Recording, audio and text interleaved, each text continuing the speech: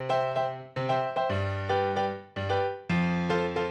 I'm Ella and this is my sister Hannah. Today we're going to be making our mum's Ratatouille Haloumi bake. So what you'll need is a couple of vegetables, so 2 capsicums, an eggplant, onion, some garlic, basil and a can of tomatoes, and most importantly obviously the halloumi. Right here I've got the eggplant and the onion, and then it goes.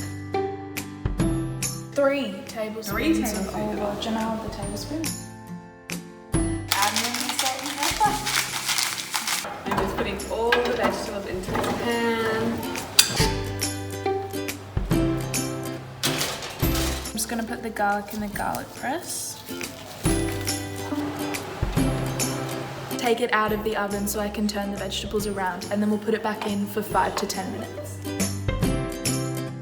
Okay, so we've just taken it out after the 5 to 10 minutes in the oven, and now we're going to add all of the final things in.